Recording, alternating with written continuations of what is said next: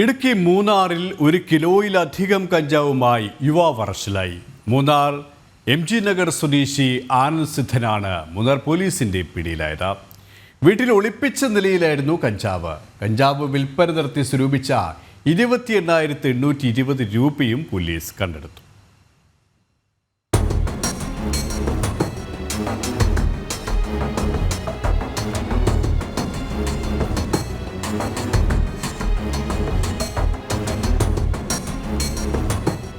പോലീസിന് ലഭിച്ച രഹസ്യവിവരത്തിന്റെ അടിസ്ഥാനത്തിലായിരുന്നു പരിശോധന. മൂന്നാർ MG നഗർ സ്വദേശി ആനന്ദ് സിദ്ധൻ വലിയ അളവിൽ കഞ്ചാവ് വിൽപ്പന നടത്തുന്നുവെന്നായിരുന്നു പോലീസിന് ലഭിച്ച വിവരം. ഇതിന്റെ അടിസ്ഥാനത്തിൽ കഴിഞ്ഞ ഏതാനും നാളുകളായി നിരീക്ഷണത്തിലായിരുന്നു ആനന്ദ് സിദ്ധൻ. കഞ്ചാവ് ചെറിയ പൊതികളാക്കി മൂന്നാറിലെ വിവിധ മേഖലകളിൽ വിൽപ്പന നടത്തുന്നയാളാണ് ആനന്ദ് എന്നാണ് പോലീസ് പറയുന്നത്.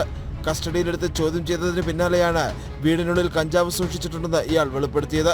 മൂന്നാർ പോലീസ് സ്റ്റേഷനിൽ ലഭിച്ച രഹസ്യവിവരത്തിന്റെ അടിസ്ഥാനത്തിൽ ഇന്ന് മൂന്നാർ MG കോളനിയിൽ താമസിക്കുന്ന ആനന്ദ് സിദ്ധൻ എന്നയാളുടെ വീട്ടിൽ പോലീസ് സാക്ഷികളുടെ സാന്നിധ്യത്തിൽ സെർച്ച് നടത്തി.